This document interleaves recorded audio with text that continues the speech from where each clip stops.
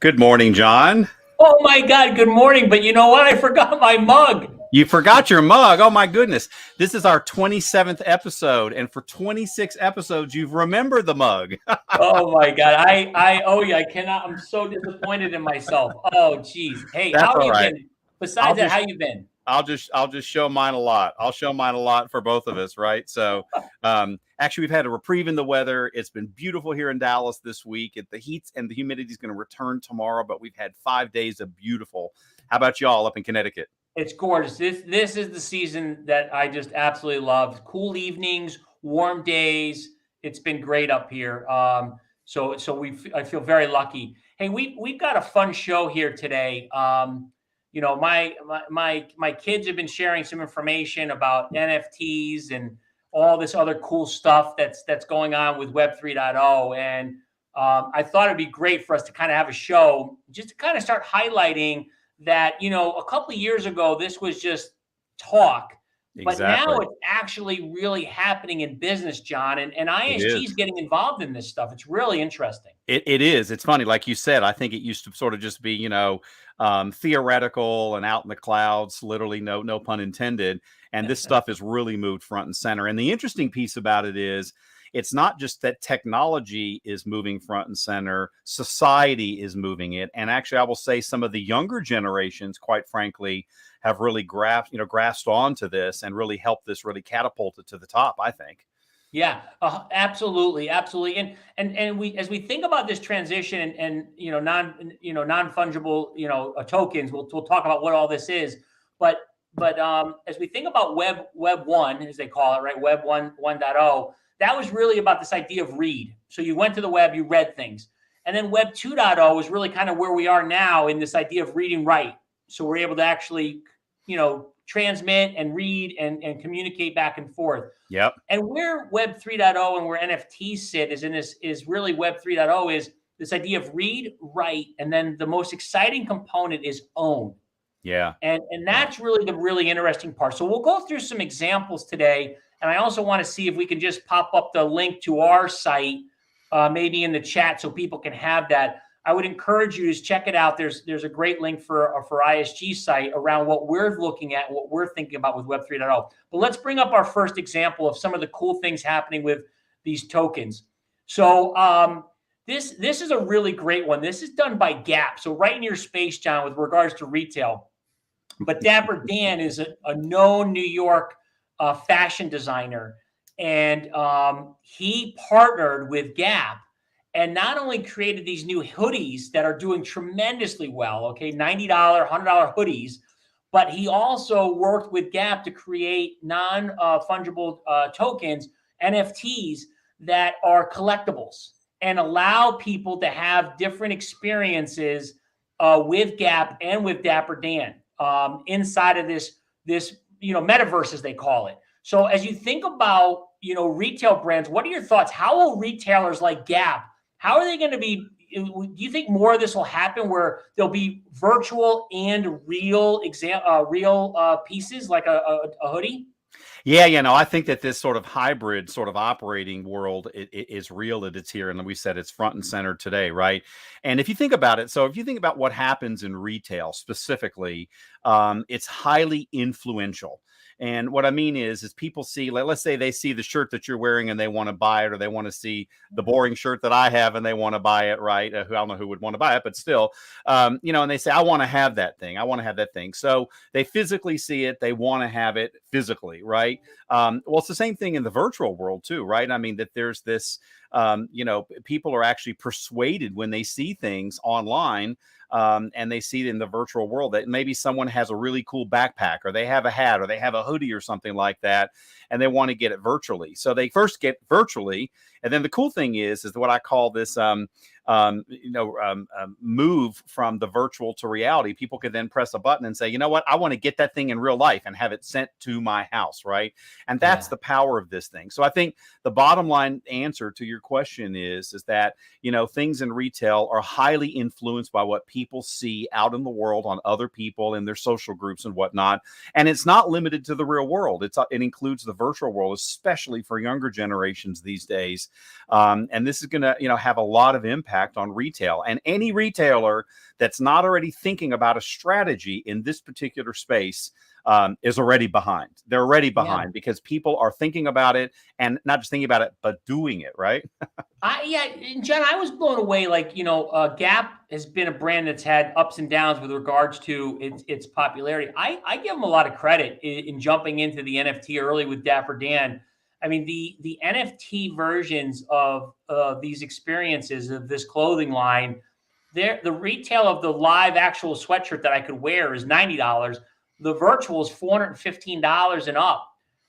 And what's really interesting is Gap will earn revenue forever as that NFT is traded or sold, I should say. That's right. Sold to different people. It's an annuity. It's an annuity. It's an annuity. I mean, it goes on in perpetuity, which is really, really cool, right? So, yeah, I love it. If you think about it, it's the other thing is that, and everyone's doing this too, is there's limited release of these things, both physically because there's capacity issues and things like that, as well as virtually. So, especially if something only has a limited edition of, let's say, 1,000. I mean, I've heard, for example, a really good friend of mine is in the retail space too, and he was telling me the other day that there's sneakers and things like that come out that literally, like Nike or other these major sneaker brands will say, we're only going to release 500, we're only going to release 1,000. Those things go in the first 30 seconds. And oh, by the way, these things are not cheap. Some of these sneakers are $800, $1,000, and you have teenagers in some cases buying this stuff, right? Yeah. Which is unbelievable. So the point is that, the supply has been, they can restrict the supply, and that just makes the demand obviously go up. It's economics 201. I won't say it's 101 because it's economics that's in the virtual world too, right? That's right, John. That's perfect. All right, let's go to the next one. There's another good one here. And you brought it up. Nike, perfect with shoes. This is a patent all the way back from 2019. So again, if you're not already getting involved or talking to either ISG or other people about how to effectively create a business model that incorporates NFT, you're starting to actually, the train left the station a little bit here, if you think about it. So this patent, what this really does is it revolutionizes the way, imagine being able to start to get customer sentiment and feedback in the virtual world on designing of sneakers. And then to your point, being able to have real versions of those in limited quantity be released out to the marketplace. I mean, what a dream come true for retailers and for producers of clothing or sneakers, et cetera, to get sentiment from consumers in the marketplace and then know that those items are going to sell really well in the real world. Incredible, right? It's a great test case, right? Because at the end of the day, what happens is it allows these companies to accurately predict what the demand is going to be based on the virtual demand. And no one had that luxury in the past. I mean, if you're producing something, whatever that thing is, clothing, shoes, furniture, you name it, right? What happens is that, you're sort of taking a guess. You think the market, you've done your research, right? But this is real world stuff. And it tells you, there's, 30,000 people that want that product at least. So maybe you bump it up a little bit and then you sort of cut production at that, right? So it gives people a very clear view of what the demand cycle could look like for a product. Yeah, it's really intriguing. It's really intriguing. What do we got up next? What's our next fun one here? These are real examples, by the way. These are real things. So Top Shot, this is amazing. And this is done with Topps baseball cards as well, John. And in fact, Paul Reynolds, our chief research officer, he owns NFT baseball cards already today, and the collection is already growing substantially. So when I was a kid, right, and you were a kid, well, I had them too. I had them. Yeah, you had baseball cards. I mean, I remember getting the piece of bubble gum in there that was 5 years old. Piece of bubble gum, the big piece of bubble gum, right? Yeah, and you would trade those cards, right? Reggie Jackson, Mickey Rivers, all those other things. So imagine now is a virtual set. And then, by the way, there was only a limited number of cards, right? So there might be 50,000 Reggie Jackson cards printed, period. That's it.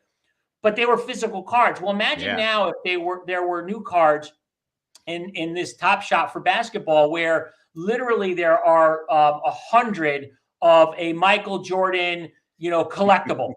And now all of a sudden you might buy it, John, for $1,000 and then 2 years later sell it for $6,000 or $7,000 because again, with an NFT, the whole point is that is going to be transferable, but they're not going to make more of them. So just like that baseball card that was truly printed, These are virtual, but if there's only 100 of them made, then there's only 100 of them, period, in the world. So somebody that wants to collect that whole set is going to have to buy them. It's astonishing in this area. It is, and it sort of redefines what limited edition really means if you think about it, right? The other thing that I think is sort of interesting here is, I used to collect those cards too. Topps also made this really cool product called Wacky Packs. I don't know if you remember those, but they had sort of wild. They would pick a product like a normal household product, and they would make a spoof of it, and there'd be a sticker of it in the gum. So sometimes you get baseball cards, sometimes you get a Wacky Pack sticker inside of them. But the interesting thing about the actual physical cards is, think about it, they age with time. The cool thing about this stuff is it never ages. So you'd never have the issue of, hey, JB, I want to sell you my card for $1,000. And then you say, yeah, but this, you would never say, but this virtual card is old and falling apart and the color's coming off of it, right? That never happens. It stays fresh and brand new all the time, which is a cool concept. Well, John, I'll tell you what, let's take it to the next level on this. So let's say I bought that Michael Jordan collector card. There's 100 of them. And then I go to a special event that Michael Jordan's speaking at. And Michael and Jordan and I do a quick picture together, or he does a video about some experience. He tells a story and I tape it. I personally can add that piece of content to my NFT Michael Jordan card. So the value of my card, there was 100 of them to start. Now there's 100 of them, but mine is different than everybody else's because I've added new content that makes it potentially more valuable, right? So think about like a book being signed. But this is in perpetuity with regards to the value of what happened to that card. And again, Topps is going to earn money. I'm going to earn money when I sell that card. And the card's going to be different. So I just think this experience with cards is going to be really interesting. I think so too. Too. What's our next one? What's our next fun one? Okay. So this one's, John, right up your alley. Again, in your area, a lot of stuff's happening actually in consumer services. It is. All right. So look, and think about this travel to toucans, right? So this is a whole idea that there's going to be 10,001. I'm not sure what the one's for, but 10,001 members. So there's only going to be to your point, a limited number of members. And this group is going to have exclusivity to specific opportunities in travel. So the best of the best travel. So think about even like, the Ritz or somebody else, a cruise line might want to offer something super exclusive to an exclusive group. They could create a special cruise only for people that have this NFT. And again, there's only going to be 10,001. So once that membership is full, that's all there is that membership. Right. And they'll have exclusivity. So think about the applications, John, in travel, right? Tremendous. Exactly. And, the cool thing about it is like you said, it's transferable. So it's 10,001, but the 10,001 people that are going to be able to enjoy that spectacular, very unique travel experience or experiences would actually change over time, which is another cool thing. And then there's a sort of a flip side to this too, like, using an NFT to allow people to have this experience. And let's say it's a real world travel experience. There's also a whole world in travel. People, a lot of people don't think about this, but some people are not able to travel for health or other reasons, right? And this opens up the world to them. It opens up the world. I mean, not a lot of people think about this, but some people just literally cannot get on an airplane, or it would be very, very difficult for them to do so, right? And they would never be able to go see icebergs in the North Atlantic or go see penguins in South America and Patagonia or something like that. Not just because of costs, and those restrictions, but just physical, constraints. And this opens up a whole new world. It really does. And allows people because there could be the virtual travel aspect as well, not just the physical travel that would be limited. Let's say, in this case, 10,001 people that have, great opportunities to do this. Yeah, John, and look at, again, to your point, it's not just watching a show on television it's not so experiential. That person, to your point, virtually could have somebody beyond those trips and make it incredibly personalized. And remember, those individual 10,001 members are going to personalize their tokens. That's right.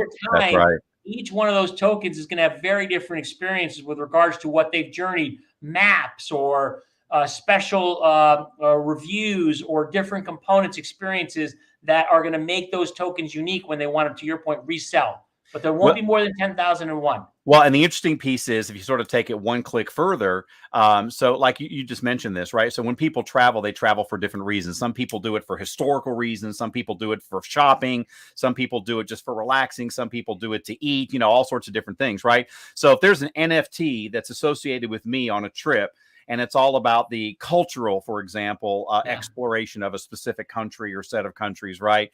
That NFT may have a different value, quite frankly, than one that's more focused on shopping for the exact same location, right? Yeah. But the fact that I know that John has an eye for cultural things, or JB has an eye for sitting out on the beach and enjoying the sun and that type of a thing. So it's a different perspective, right?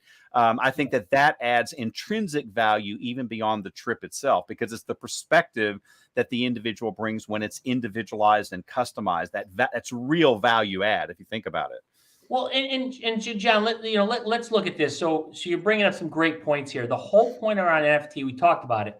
Web 1, read. Web 2, read, write. Web 3, read, write, own. The point being is now, John Westfield, you own that experience. You've done 10 years worth of amazing journeys and trips. You've incorporated those into your NFT. That is something that you'll own forever. So when you sell it again, all that, again, the residual with regards to that's a decision you have. When we look at where we are with Web 2.0, who owns all the data? AWS, or Amazon, I should say, Amazon, Google, right? Facebook, right? Those three alone own a ridiculous amount of personal information. Are you getting compensated for all the information you're providing them? No, you're getting spun up some good ads that are more relevant, but you didn't get compensated. And buying more stuff as a result of it too, which is not a good thing, right? No, but you bring up a great point. I mean, it's true, because it really people always talk about value add, especially in business. What's the value add? This is the perfect example of value add, because it's that personal experience, right? It's sort of like, there's these people around the world that shop for people. They shop for furniture, they shop for clothing and stuff like that, because they have a good eye for it, right? And it sort of says, well, maybe I would have a good eye for cultural things. Maybe you would have a good eye for music events at a location or something like that. And if I know that going into it, that's the real value, even though it's the same exact trip, but seen sort of through a different lens, right? When you talk about it from a travel perspective. Absolutely. I think that's what we have to be conscious of. So again, as people are looking at this podcast today, is it's thinking about, this isn't futuristic. This is the now. It is now. These are real examples. Let's go to our next one, because we want to cover different categories. All right. So look, we've done retail, we've done travel, right?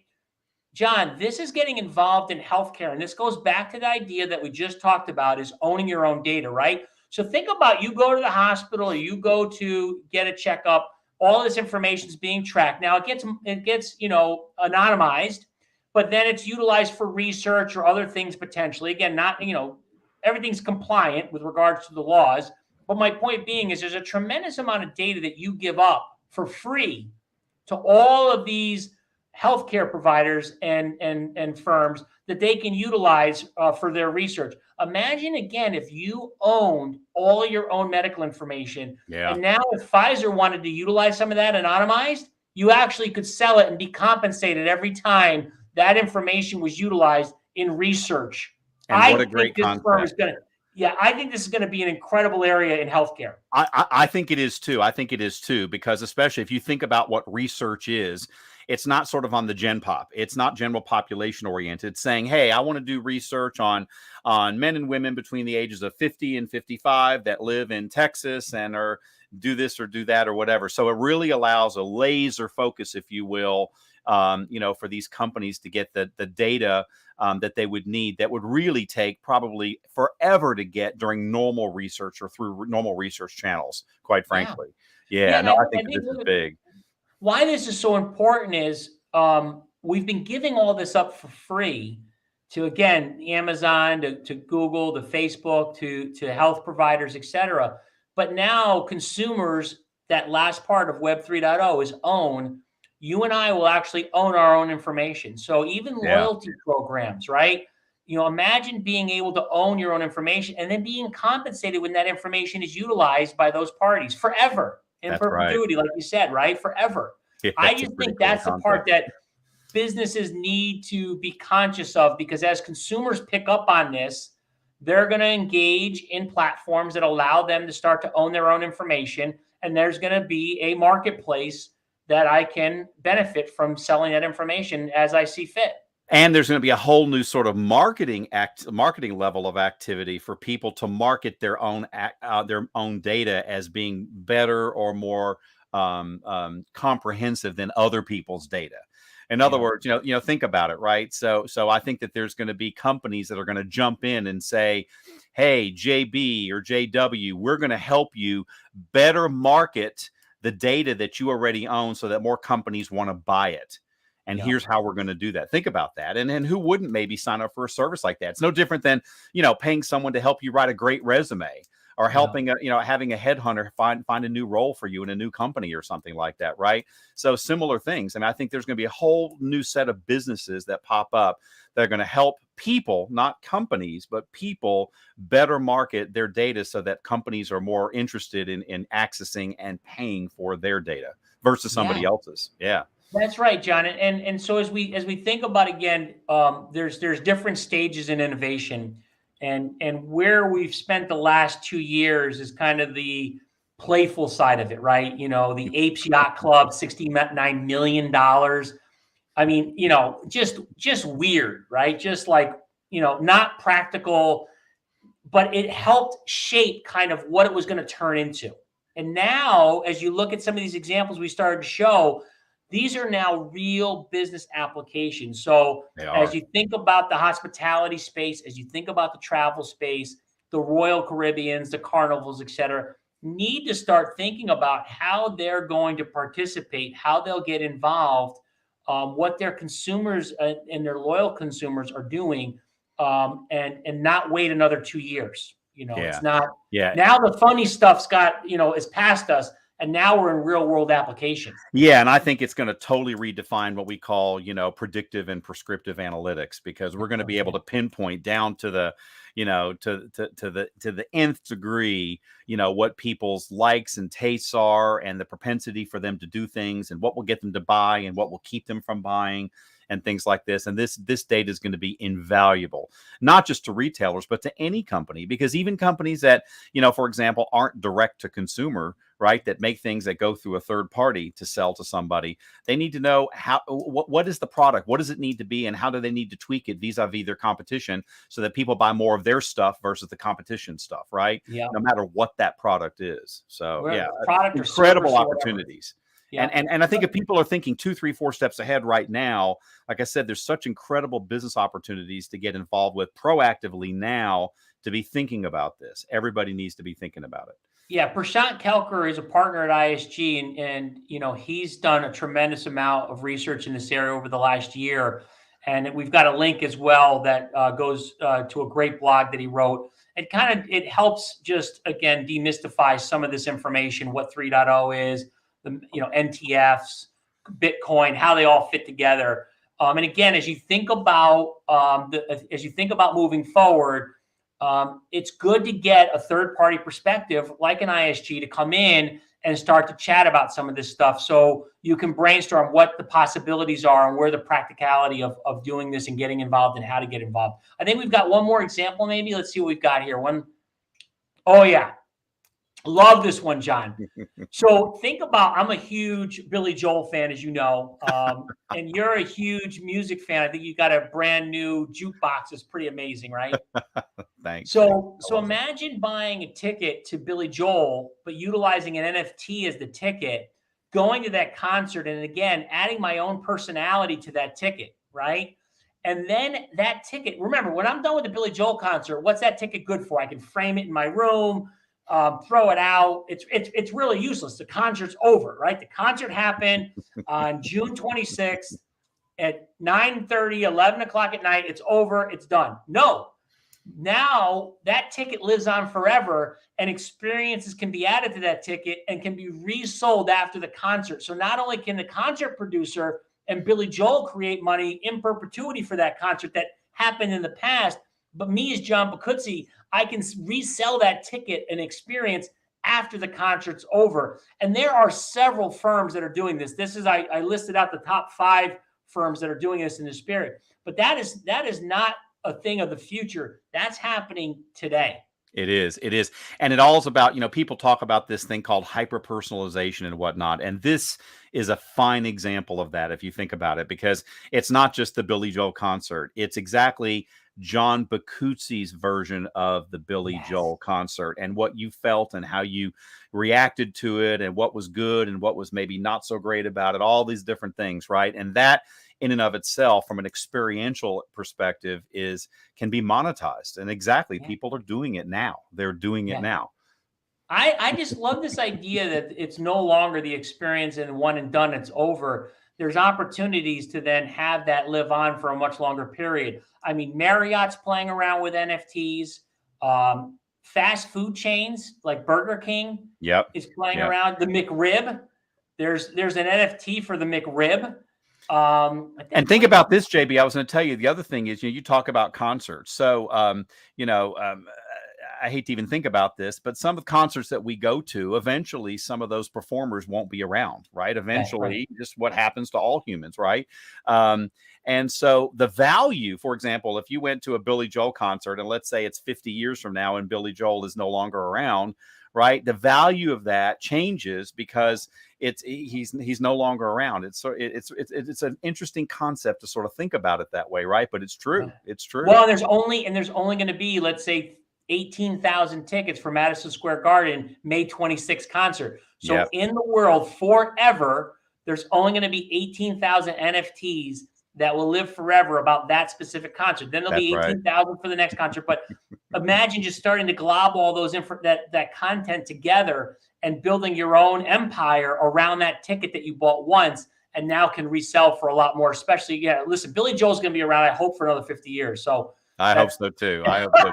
It's really funny. We talk about all this stuff and it sounds very, very futuristic. And, we're growing up, there were movies like Blade Runner and all those crazy movies but if you think about what those movies did and the advertising in those movies, because a lot of them were like street scenes and city scenes with billboards, electronic billboards and things like that. They foresaw this years ago, because this is exactly the stuff that people thought the future would be about. But you know what? It's here and it's now, right? And I think everybody, whether you're an enterprise listening to our podcast today or you're a technology service provider, you've got to be thinking about this stuff and doing stuff about it now, and making sure, most importantly, that you're technologically enabling yourself and your ecosystem to be prepared to do these things today, because it's here and now. And it's just going to exponentially increase here. Yeah, I think in closing, look, it is the playful time is over. So for service providers and for enterprise, it's time to actually think about real business applications. That's right. And I would be doing that in 2022 and certainly in 2023. And lastly is get experts, either service providers or ISG or others, to help articulate where that differentiation can happen. What do we got next on our next show? This was a lot of fun, John. Oh, it was. It went by way too fast. We could have talked about this for hours. So, hey, our next show is going to be in 2 weeks on the 9th of June, Thursday, the 9th of June. And we're going to have a great guest speaker on from HNI, which is a furniture company. And they're going to be talking about something really unique, ties into some of the stuff we're talking about right now, which is a lot of these manufacturing companies are not going to go through third parties anymore to sell people stuff. They're going to do direct to consumer. It's prevalent in parts of Asia. It's prevalent in parts of Europe. It's just now starting to kick in, en masse in North America. But we're going to talk about this direct to consumer sort of wave, and how companies like HNI, which produces all sorts of furniture for the home and business, can literally go direct to consumer versus having to go through a third party to sell somebody something. So really cool John, stuff. That's going to be a great conversation, and it's awesome to think about how technology can enable all that to happen. I can't wait for that conversation. It's going to be a lot of fun. Well, hey, this has been a great show. Thank you, JB. Thanks. And next time we'll remember your mug. Thanks, everybody. We'll talk soon. See ya. Take care. Bye-bye.